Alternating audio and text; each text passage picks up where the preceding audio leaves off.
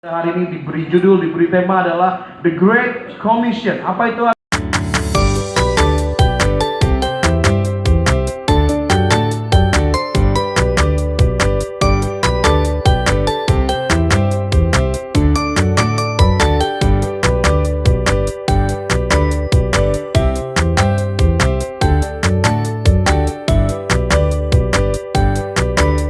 Hari ini diberi judul, diberi tema adalah The Great Commission. Apa itu artinya?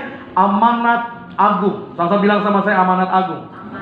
Saudara, saat Yesus bangkit, saat Yesus banyak memberikan tanda bahwa yang telah mati, Yesus yang telah mati, ia telah bangkit. Dia ketemu sama murid-muridnya, dia memberikan pengajaran segitu banyak, saudara. Namun satu ketika sebelum Yesus naik ke sorga, Yesus mengumpulkan para murid-muridnya. Lalu Yesus menyampaikan yang namanya amanat agung, perintah untuk memberitakan Injil. Sebelum Yesus naik ke surga, ia panggil murid-muridnya, ia menyampaikan ini. Dan pada hari kita akan belajar apa amanat agung yang Tuhan berikan kepada murid-muridnya. Dan bukan hanya kepada murid-muridnya, namun kepada saudara dan saya pada hari ini. Kita buka ayat firman Tuhan ya, Matius 28 ayat 16 sampai dengan 20. Matius 28 ayat yang ke-16 sampai yang ke-60. Firman Tuhan perikop kita judulnya adalah perintah untuk memberitakan Injil. Kita akan baca bergantian. Saya ayat 16, saudara 17, 20 kita baca sama-sama. Yang sudah di sana katakan amin, saudara. Amin ya. Dan ke-11 murid itu berangkat ke Galilea, ke bukit yang telah ditunjukkan Yesus kepada mereka. 17 saudara. Ketika melihat dia, mereka Yesus mendekati mereka dan berkata, "Kepadaku telah diberikan segala kuasa di sorga dan di bumi." 19 saudara. Karena itu pergilah, jadikanlah semua bangsa muridku, dan baptislah mereka dalam nama Bapa dan Anak dan Roh Kudus. 3, 2, iya.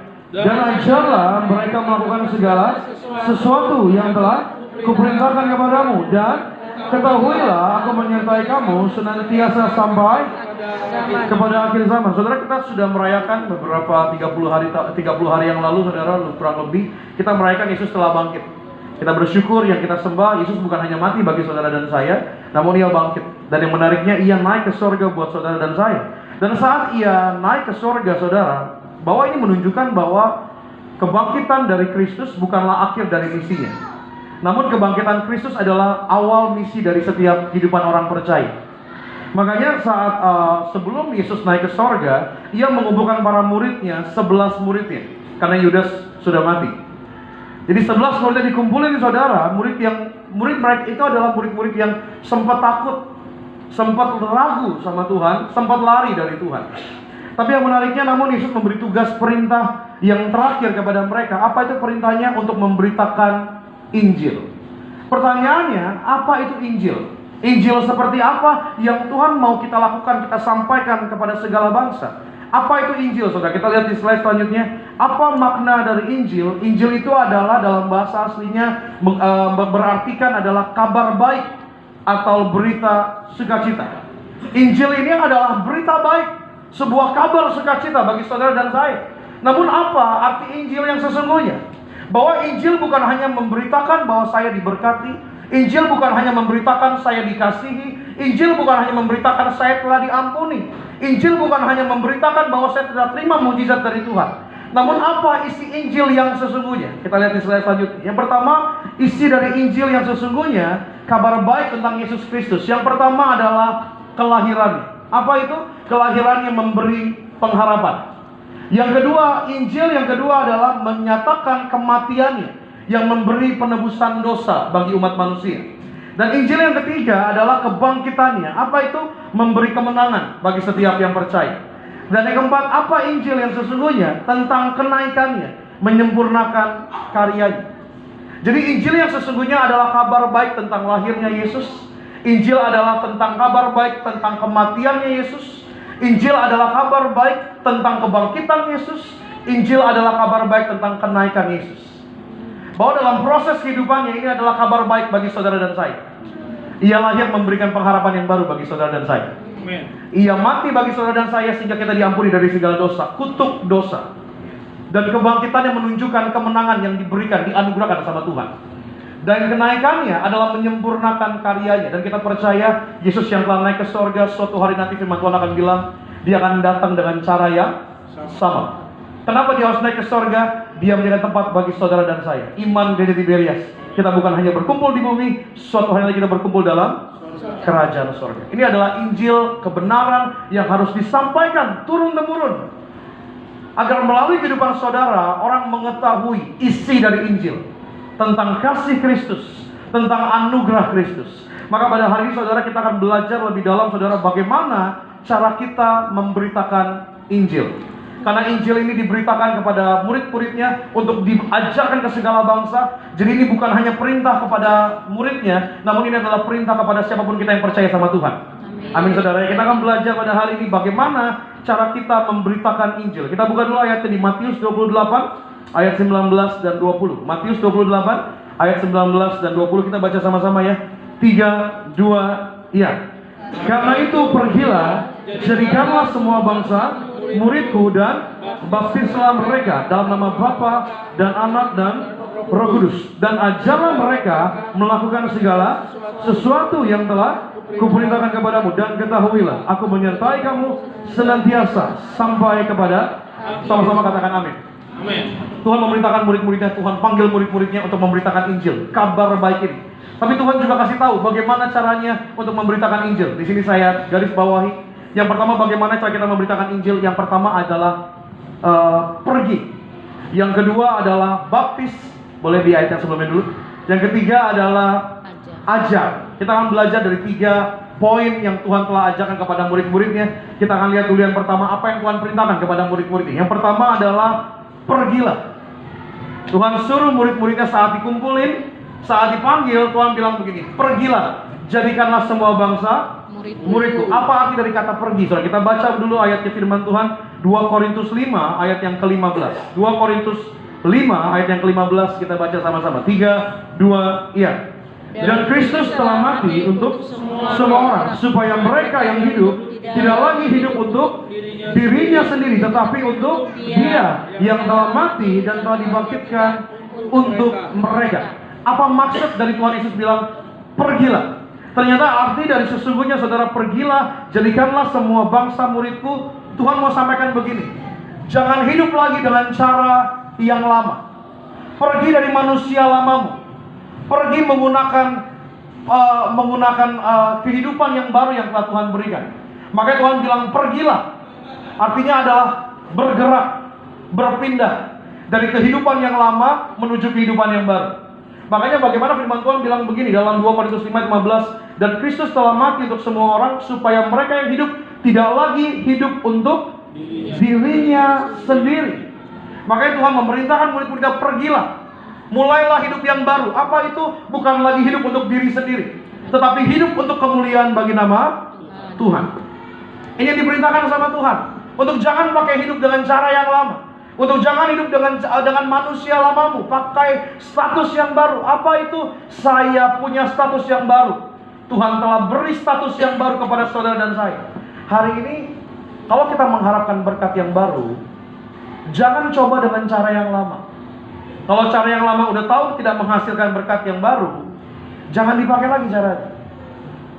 Saudara mungkin yang kerja mungkin di bagian sales atau di bagian marketing, saudara pasti akan sering yang namanya meeting bulanan atau meeting kuartal. Itu akan cek hasil. Selain cek hasil, akan cek usahanya seperti apa, caranya seperti apa. Kalau udah tahu di kuartal pertama itu tidak menghasilkan, kuartal kedua nggak akan pernah dilakuin lagi. Sama halnya dengan apa yang Tuhan perintahkan. Pergilah, jangan lagi hidup untuk dirimu sendiri, tetapi hidup untuk kemuliaan Tuhan. Jangan harapkan sesuatu yang baru, tapi saudara pakai cara yang lama. Kalau udah tahu cara yang lama tidak membuat hidupmu semakin hari semakin berubah, jangan dipakai terus-menerus.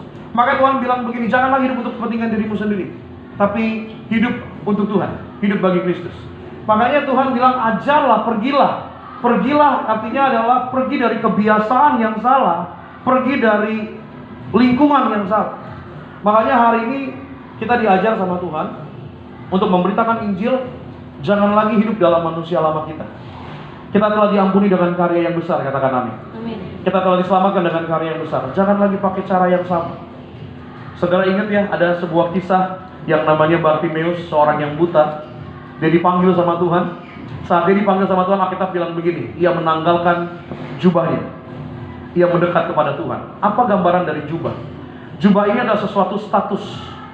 Karena pada zaman itu orang dinilai dari statusnya, itu dilihat dari jubahnya. Kalau raja, itu akan pakai jubahnya bagus.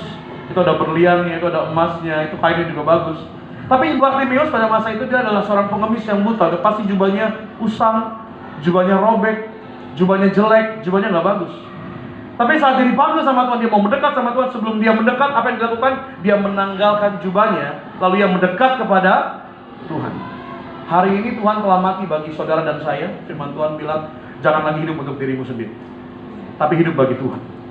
Hari ini jangan hidup untuk kepentingan diri kita sendiri, tapi hidup untuk memuliakan nama Tuhan. Apapun yang saudara mau kerjakan, saudara berdoa sama Tuhan, Tuhan, apakah ini memuliakan nama Tuhan? Saudara sedang bekerja hari Tuhan, apakah pekerjaan saya memuliakan Tuhan? Tuhan, apakah lingkungan saya mempermuliakan nama Tuhan? Tuhan, apakah hari ini yang saya lakukan mempermuliakan nama Tuhan? Karena firman Tuhan bilang begini, Tuhan mati bagi saudara dan saya. Hari ini hidupmu bukan milikmu lagi, hidupmu milik Tuhan. Hari ini pergilah, jadikanlah semua bangsa murid. Apa itu? Tinggalkan manusia lama kita. Manusia lama kita yang penuh dengan dosa, penuh dengan kekurangan. Gunakan manusia baru kita. Manusia yang telah dianugerahkan sama Tuhan adalah manusia yang telah diampuni, manusia yang telah dikasihi, manusia yang telah dibuat menang sama Tuhan. Katakan amin. Amin saudara. Kita kasih tepuk tangan kemuliaan bagi nama Tuhan. Yang kedua, apa yang Tuhan perintahkan kepada murid-muridnya? Yang kedua adalah baptislah. Kita buka ayat firman Tuhan 2 Korintus 5 ayat 17 sampai dengan 21. Kita baca bergantian, saya 17, saudara 18, 21 kita baca sama-sama. Jadi siapa yang ada di dalam Kristus, ia adalah ciptaan yang baru. Yang lama sudah berlalu, sesungguhnya yang baru sudah datang. 18 saudara. Dan semuanya ini dari Allah, yang dengan perantaraan Kristus telah mendamaikan kita dengan dirinya, dan yang telah mempercayakan pelayanan perdamaian itu kepada kami. Sebab Allah mendamaikan dunia dengan dirinya oleh Kristus dengan tidak memperhitungkan pelanggaran mereka. Ia telah mempercayakan berita pendamaian itu kepada kami. 20 saudara. Jadi kami ini adalah utusan-utusan Kristus, seakan-akan Allah menasihati kamu dengan perantara kami. Dan dalam nama Kristus kami meminta kepadamu, berilah dirimu didamaikan dengan Allah. 3, 2, iya. Dia yang tidak mengenal dosa telah dibuatnya menjadi dosa karena kita, supaya dalam Dia kita dibenarkan oleh Allah. Yang kedua, perintah dari Tuhan kepada murid-muridnya adalah baptislah mereka dalam nama Bapa dan Anak dan Roh Kudus. Apa terjemahan kata baptis? Itu menggunakan kata baptizo. Apa itu? Dicelupkan. Makanya dalam kita pakai sakramen baptisan selam itu adalah dicelupkan, ditenggelamkan. Jadi harus semuanya. Tapi dalam makna ini, dalam maksud ini, bahwa dalam kata baptislah ini adalah gunakan identitas yang baru. Jangan pakai identitas yang lama. Hari ini engkau ditenggelamkan, artinya engkau hidup yang baru. Baptislah mereka. Hari ini engkau dengan status kita yang baru. Hari ini jangan pakai status yang lama. Makanya kalau bertobat itu harus semuanya. Katakan amin. Amin. Jangan bilang, Pak, saya udah hidup dalam pertobatan, Pak, tapi mata saya masih ketinggalan, Pak. Belum bertobat, Pak, mata saya, Pak. Kita percaya setiap kita yang telah bertobat, kita bertobat seutuhnya. Katakan amin. Amin. Amin saudara ya. Bahwa arti dari kata baptislah begini, kata firman Tuhan bilang begini. Jadi siapa yang ada dalam Kristus, ia adalah ciptaan yang baru, yang lama sudah berlalu, sesungguhnya yang baru sudah datang. Hari ini kita benar pernah melakukan kesalahan. Kita semua gak ada yang sempurna, kita pernah jatuh ke dalam kesalahan. Tapi dengar baik, saat engkau telah menerima Kristus, menerima Injil, engkau bukan dinilai dari apa yang telah engkau lakukan di hari yang lalu. Engkau punya status yang baru. Engkau diampuni hari ini. Saya pernah sampaikan khotbah bahwa tentang kehidupan, hidup itu adalah kepercayaan. Artinya kalau hidup itu kita masih hidup hari ini, artinya Tuhan masih percaya sama kita hari ini. Kalau kita minta ampun, sungguh-sungguh sama Tuhan, menerima Injil, kabar baik ini, saudara dan saya diampuni sama Tuhan. Dan saat kita diampuni, kita bukan hanya diampuni dari segala dosa dan pelanggaran kita, namun kita diberikan kuasa yang sama dengan Tuhan. Karena kita pakai identitas yang baru hari ini. Kita adalah anak yang dikasihi Tuhan, katakan amin. Firman Tuhan bilang begini, 1 Petrus 2 ayat yang ke-9. Ini adalah status yang baru yang kita miliki dalam Kristus. Tetapi kamulah bangsa yang terpilih, imamat yang rajani, bangsa yang kudus, umat kepunyaan Allah sendiri, supaya kamu memberitahukan perbuatan-perbuatan yang besar dari Dia yang telah memanggil kamu keluar dari kegelapan kepada terangnya yang ajaib. Saudara, ternyata ini panggilan buat setiap kita yang telah menerima Injil. Apa itu? Kita adalah bangsa yang terpilih, imamat yang rajani, bangsa yang kudus, umat kepunyaan Allah. Saudara, kita bangsa yang terpilih. Saudara dan saya adalah bangsa yang dipilih sama Tuhan. Amin. Firman Tuhan bilang begini, kita adalah imamat yang rajani. Apa itu imamat yang rajani? Saudara, ternyata kita tuh dipanggil sama Tuhan sebagai imam. Apa itu imam? Saudara, saat dalam tradisi Yahudi, yang boleh masuk ke bait Allah cuma para imam. Yang lain itu nggak boleh. Karena imam dipercaya mereka menjaga kekudusannya. Makanya hari-hari ini pun masih sama, imam-imam di Israel, orang-orang Yahudi, mereka itu kalau imam, mereka itu pakai tali di pinggangnya. Bukan untuk belt, bukan untuk ikat pinggang kayak kita pakai. Tapi dia memang mengikat pinggangnya dengan tali supaya apa? Supaya saat ia masuk ke dalam bait suci, terdapati dia tidak suci, tidak kudus, dia akan langsung mati di sana. Makanya fungsi tali itu supaya dia mati di sana, itu bisa ditarik jasadnya. Makanya Tuhan, saat engkau telah dipakai identitas yang baru hari ini, kita juga adalah imam loh. Apa itu? Kita dikuduskan sama Tuhan. Dulu yang boleh datang masuk ke dalam bait suci hanya para imam. Namun hari ini yang bisa masuk dalam hadirat Allah adalah saudara dan saya. Kita tuh adalah imam. Jangan sama kanan kiri. Kita tuh imam loh. Imam. Amin. Apa artinya imam? Kalau kita mau ngomong tentang imam, berarti Tuhan kasih kesempatan saudara untuk mendekat sama Tuhan. Ternyata setiap kita punya potensi yang sama untuk mendekat sama Tuhan. Kalau zaman dulu cuma para imam yang punya potensi itu. Tapi hari ini kita adalah imamat yang rajani. Apa itu? Kita punya potensi yang sama untuk mendekat sama Tuhan. Kita punya potensi yang sama untuk doa kita ada kuasanya. Kita punya potensi di mulut kita juga ada kuasa. Kita juga punya potensi di tangan kita ada kuasa. Artinya hari ini yang doanya didengar sama Tuhan bukan hanya para imam. Saudara dan saya punya doa kuasa yang sama. Kita punya potensi yang sama. Makanya hari ini jangan rendahkan dirimu, jangan rendahkan hatimu. Dimanapun engkau berada saat engkau berdekat sama Tuhan, engkau punya potensi merasakan hadirat Tuhan. Makanya didengar doanya itu bukan cuma para pendeta, Pak. Yang didengar doanya juga setiap kita yang percaya. Karena kita adalah imamat yang rajani. Saya mau ngomong sama saudara bukan berarti saudara nggak boleh minta doa ya. Setiap kita harus saling mendoakan, kata firman Tuhan. Kita saling menguatkan. Cuma jangan sampai saudara berpikir saudara titip doa sama pendeta, kalau nggak dijawab marahin pendetanya. Bisa gitu. Ada orang cuma tulis pokok doa, titip doa. Titip doa itu bukan berarti kita nggak berdoa lagi, Pak. Titip doa lagi bukan kita berarti nggak berdoa, Bu. Ada jemaat marah sama saya, dititip doa. Dia titip doa, saya titip doa, banyak itu panjang, satu lembar pokok doa, saudara. Akhirnya apa yang dia doain? Nggak kejawab. Dia DM saya panjang lebar. Mana Pak? Katanya Bapak doain saya. Kok doanya nggak dijawab sama Tuhan? Saya bilang begini, saya mohon maaf, apa Bu yang nggak dijawab doanya? Dia bilang, ya anak saya pengen masuk UI. Kok nggak masuk UI? Masuknya ITB. Saya bilang, bagus juga padahal itu ya. Saya bilang, kacau juga saya bilang. Terus saya bilang begini, saya bilang, Bu, kita boleh berdoa, tapi kehendak Tuhan itu milik Tuhan. Karena otoritas dari Tuhan. Bagian kita adalah berdoa dan percaya. Bagian Tuhan yang menjawab dengan caranya.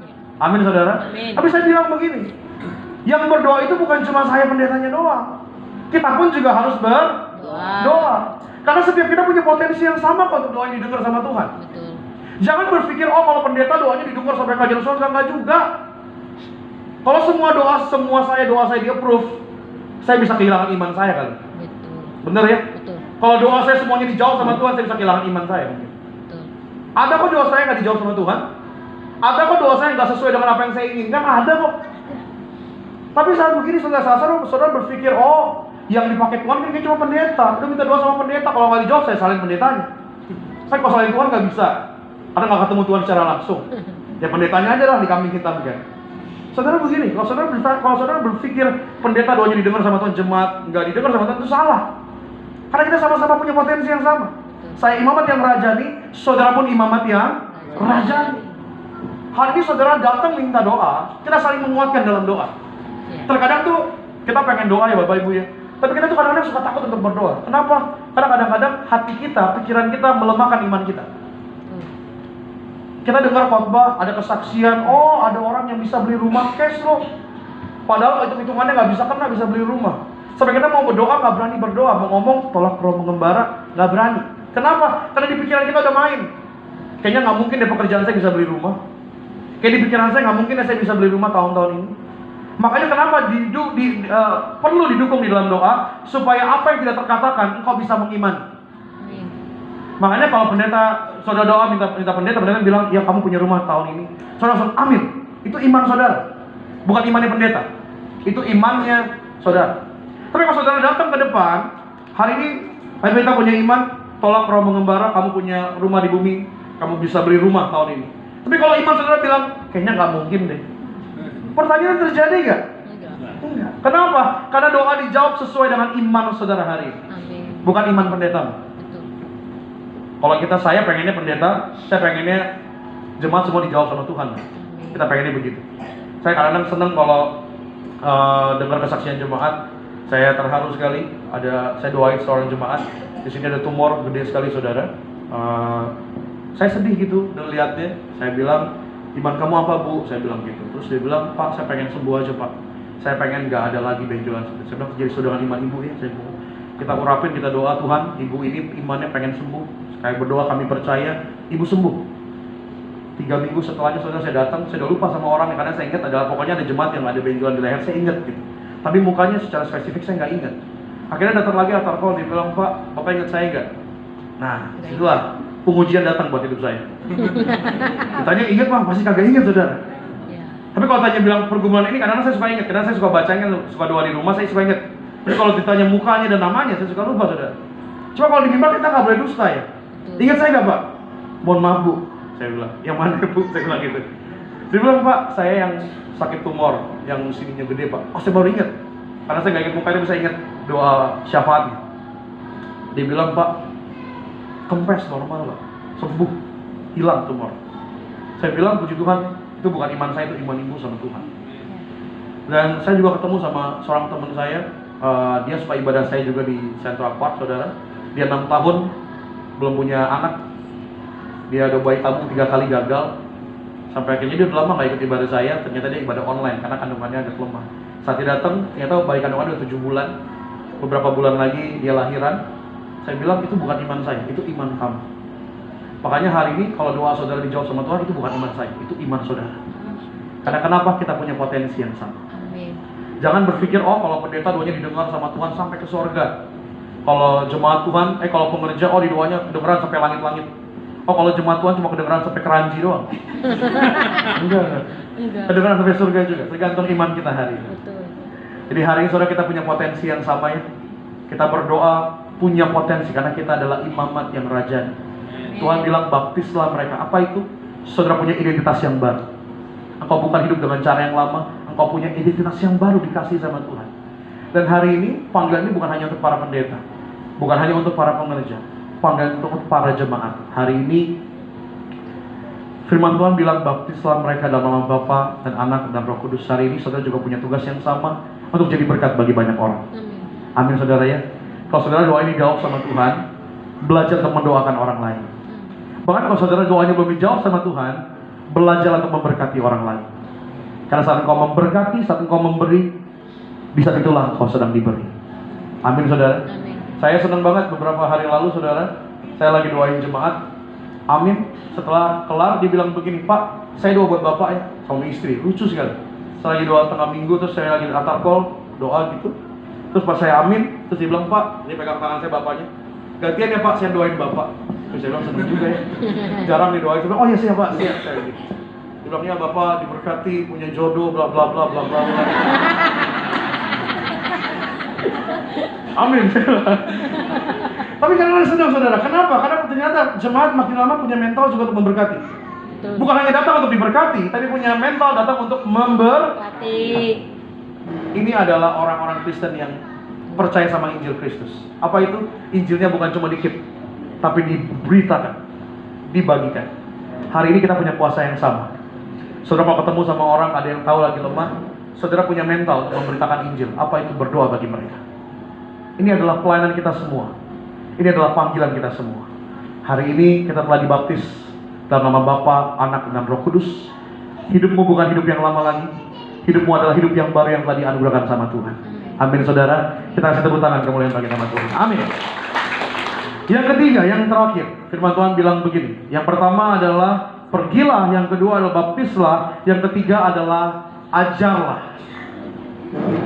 Kita buka ayat firman Tuhan ya. Matius 13 ayat yang ke-23. Saya boleh undang pemain keyboard, boleh bantu saya di poin yang terakhir. Matius 13 ayat yang ke-23. Kita baca sama-sama ayat yang terakhir ini. 3, 2, iya. Yang ditaburkan di tanah yang baik ialah orang yang mendengar firman itu dan mengerti. Dan karena itu ia berbuah. Ada yang 100 kali lipat, ada yang 60 kali lipat, ada yang 30 kali lipat. Yang ketiga, Tuhan mengajarkan begini sama murid-muridnya. Dan ajarlah mereka melakukan segala sesuatu yang telah kuperintahkan kepadamu. Dan firman Tuhan yang tadi kita baca, Matius 13 ayat 23, Tuhan malah mengajarkan begini. Yang ditaburkan di tanah yang baik ialah orang yang mendengar firman itu dan mengerti. Ternyata baca aja nggak cukup loh. Makanya pemazmur bilang begini, siapa yang merenungkan firman itu. Merenungkan itu bukan hanya sekedar baca apa jadi selesai. Tapi Tuhan bilang aja mereka ditaburkan di tanah yang baik ialah orang yang mendengar, namun ia juga mengerti. Hari ini kita bukan hanya belajar untuk dengar dan baca firman, tapi kita belajar untuk melakukan kebenaran firman. Maka firman Tuhan bilang begini, yang ditaburkan di hati firman itu adalah orang yang mendengar firman itu dan mengerti, karena itu ia akan berbuah. Sehingga saat kita mengerti firman Tuhan bilang kita akan berbuah, dan ini akan menghasilkan 100 kali lipat, 60 kali lipat, 30 kali lipat. Sekali lagi saya bilang, ini bukan ajaran tentang persembahan. Ini adalah ajaran tentang firman Tuhan. Makanya kalau ada orang yang berdoa pakai ayat ini sebagai doa persembahan, ini adalah kata yang salah. Karena ini bukan dipakai untuk ayat persembahan, tapi ini adalah ayat tentang pengenalan akan firman Tuhan. Kalau kita dengar firman Tuhan dan kita mengerti firman Tuhan, firman itu akan berbuah 100 kali lipat, 60 kali lipat, 30 kali lipat. Ini adalah ayat tentang pengenalan akan firman Tuhan. Tuhan mau ajarin kepada murid-muridnya untuk memberitakan Injil, kabar baik firman Tuhan, agar bukan hanya mereka mendengar, namun mereka mengerti. Makanya hati-hati ya, kalau kita mau berdoa, kita mau kutip ayat, jangan asal sembarangan kutip ayat. Jangan sampai bilang, Tuhan, saya mau kasih persembahan nih Tuhan sama Tuhan, saya berdoa Tuhan seperti yang firman Tuhan katakan, berlipat kali ganda, 100 kali lipat, 60 kali lipat, 30 kali lipat. Ini adalah ayat yang sembrono. Karena ayat ini bukan untuk pengembalian persembahan saudara. Ini adalah ayat untuk pengenalan akan ayat firman Tuhan. Belajar saudara hari ini dapat multiplikasi pengetahuan saudara.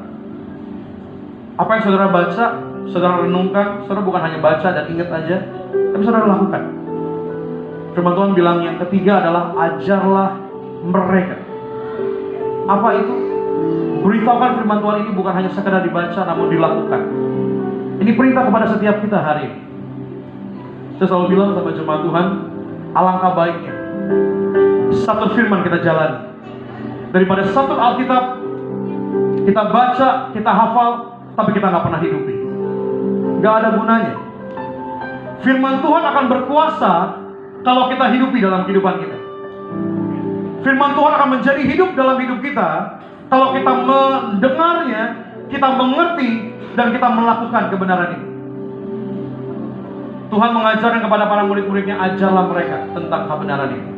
Saya berdoa saudara bukan hanya orang yang hobi baca, tapi hobi melakukan kebenaran firman Tuhan. Makanya saya selalu sampaikan sama jemaat Tuhan ya, hari ini kita telah percaya Yesus telah naik, Yesus telah bangkit buat kita. Hari ini jangan hidup lagi hanya untuk kepentingan diri kita sendiri, keuntungan diri kita sendiri, tapi hiduplah bagi nama Tuhan. Yang lalu telah berlalu, yang baru sudah datang di nama Tuhan. Dan yang ketiga, biar firman Tuhan bukan hanya sekedar saudara baca, tapi saudara mengerti dan langsung lakukan untuk memuliakan nama Tuhan. Agar Injil ini tersebar ke segala bangsa. Tentang kelahirannya, tentang kematiannya, tentang kebangkitannya, tentang kenaikannya. Agar siapapun orang yang melihat saudara, melihat Kristus dalam diri saudara. Agar siapapun orang yang melihat saudara, mereka percaya sama Injil Kristus yang hidup dulu, sekarang, sampai selama-lamanya. Kita bersyukur, yang kita sembah, yang kita puji Allah yang punya tanggal lahir, Tuhan yang punya tanggal kematian, namun juga punya Tuhan yang punya tanggal kebangkitan. Bukan hanya tanggal kebangkitan, punya tanggal kenaikan. Ternyata Tuhan Yesus yang saudara doakan, saudara sembah, saudara minta pertolongan, Dia masih hidup 2000 tahun yang lalu sampai hari ini, sampai selama-lamanya. Tetap percaya, tetap berharap, tetap beriman sama Tuhan. Selamat hari Minggu, Tuhan Yesus memberkati. Kita berikan tepuk tangan yang bagi. Kita boleh pakai berdiri. Saat engkau telah bangkit dari maut, di momen dimana sebelum Tuhan naik ke surga, engkau memanggil para murid-muridmu. Engkau memberitakan kuasamu, engkau menyatakan kuasamu, dan engkau memberikan perintah amanat agung kepada para rasul, para murid-murid, untuk pergilah jadikanlah semua bangsa murid. Baptislah mereka dalam nama Bapa dan Anak dan Roh Kudus, dan ajarlah mereka. Panggilan ini bukan hanya untuk para rasul dan para murid Yesus, tapi panggilan ini juga untuk kepada setiap kita yang percaya sama Tuhan Yesus Kristus. Hari ini pergilah dari manusia lamamu. Pergilah, tinggalkan dosamu hari ini. Engkau telah mendengar kabar Injil, kabar baik, kabar sukacita. Yang kedua, baptislah mereka. Apa artinya? Engkau jangan pakai identitas yang lama, engkau punya yang baru di hadapan Tuhan. Kita boleh punya kesalahan, kita boleh punya kegagalan, namun saudara dan saya, kita adalah bangsa yang dipilih, imamat yang rajani, bangsa yang kudus, umat kepunyaan Allah. Kita punya potensi yang sama untuk mendekat kepada Tuhan. Kita punya potensi yang sama untuk berdoa di hadapan Tuhan. Kita punya potensi yang sama untuk berharap kepada Tuhan. Dan yang ketiga, ajarlah mereka. Hari ini biarlah kami bukan hanya menjadi penggemar Engkau. Ajarlah kami bukan hanya menjadi penggemar dari mujizat-Mu, tapi ajarlah kami untuk menjadi pengikut-Mu yang sesungguhnya. Kami bukan hanya membaca, namun kami mengerti firman Tuhan, agar firman Tuhan menjadi hidup dalam hidup kami, agar setiap firman Tuhan hidup dalam setiap langkah hidup kami, agar firman Tuhan yang kami dengar, kami mengerti, bertumbuh berbuah, dan hidup kami bermultiplikasi ratusan kali lipat kali ganda, puluhan kali lipat ganda. Hidup kami dipakai untuk memuliakan nama Tuhan. Engkau kudus, Engkau kudus, dan kami untuk mendekat kepada Tuhan, kami harus hidup dalam kekudusan-Mu ya Tuhan. Terima kasih Tuhan. Kami agungkan Engkau satu-satunya dalam hidup kami.